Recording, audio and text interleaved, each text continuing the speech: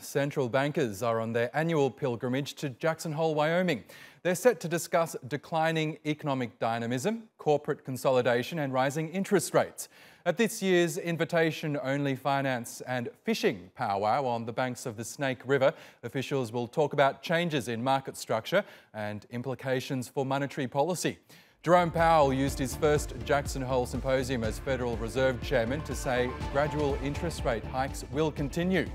Powell's overseen 2 of the 5 rate increases of the Trump presidency.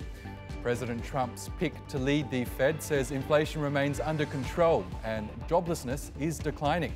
US GDP rose 4.1% in April to June, and Powell said the world's largest economy is strong enough to absorb higher borrowing costs. The policy-making Federal Open Market Committee's next meeting is in September, and a rate hike is likely. Investors are also betting on an increase in December. The Fed's main job is keeping inflation steady without stifling the economy. Well, let's get more on this now from TRT World's editor-at-large, Craig Copetas, who joins us now from Miami. Craig, great to have you on as always. So one of the key take-home messages, obviously, was that interest rates will keep on going up as long as the American economy allows it.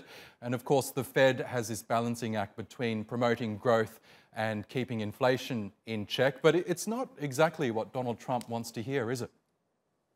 Well, he doesn't want to hear it today. Maybe he'll want to hear it tomorrow. Of course, he might change his mind from yesterday. The good news here is that Powell clearly won't allow Trump to weaponize the Federal Reserve Board for deployment in the trade war. And this comes on a very important day. It's a day when the Trump Organization CFO, Alan Weisselberg, is granted immunity by federal prosecutors. This is very significant. It falls into the discussion because when the feds give immunity to a chief financial officer, well, turn out the lights, the party's over. Right, and we know Jackson Hole was chosen as the location of this annual meeting because the former Fed Chair Paul Volcker loved fly fishing, so of course that's on the menu. But they'll also be meeting about more serious matters as well. I'm wondering, what are central bankers going to be focused on during this year's meeting? Well, you know, I think particularly this year, the discussion of how markets operate is more than the abstract mathematics we always seem to be talking about.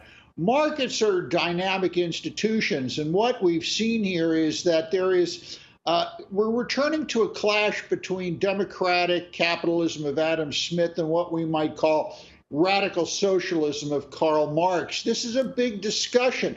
And within this discussion, people have forgotten that Adam Smith was a philosopher, a political theorist, and a psychologist. And one of the things they're going to be discussing there is Adam Smith democratic capitalism, which is against crony capitalism. You know, companies getting above market returns through political connection. Democratic capitalism against owners and managers acting in own interest at the expense of shareholders. Democratic capitalism is against insider trading. It's against monopolies. And these are the kind of things I know are going to be discussed there beyond the mathematics. And these topics are very important during the Trump administration. And Jackson Hole each year brings in people from all over the world, central bankers, policymakers, economists. But it is interesting that some key people are missing from this year's meeting, such as ECB President Mario Draghi, Bank of England Governor Mark Carney, and the head of the Bank of Japan as well. Plus, no one apparently from the Trump administration is at the meeting as well. Should we read anything into this?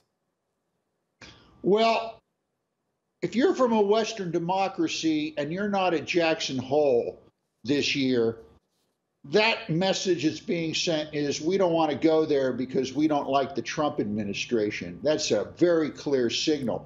As far as Carney and the rest of the guys go, they should have been there.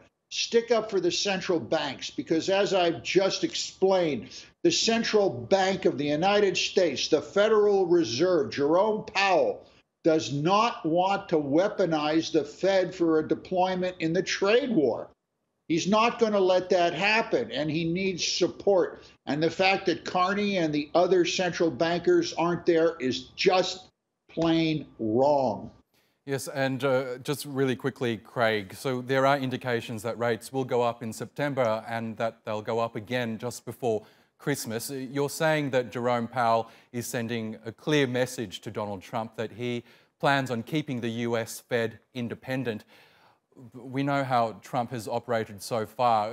Could Trump get rid of him at some point if he doesn't do what Trump wants? It would be very difficult. In fact, it would be easier for Trump to get rid of himself as president of the United States than it would be to get rid of Jerome Powell as head of the Fed. Remember something. Let me go back to my obsession with democratic capitalism. Adam Smith, the Federal Reserve Board, they are boosters of bank regulation. No one wants to see a repeat of what happened in 2008. These are wise men and women, and they're trying to juggle without arms, essentially making sure that interest rates remain sane so that the economy does not either hyperinflate or collapse. It's not easy. The fact that those other central bankers aren't there, again, I think that's a travesty. Okay, Craig Copetas in Miami, thanks as always for your thoughts.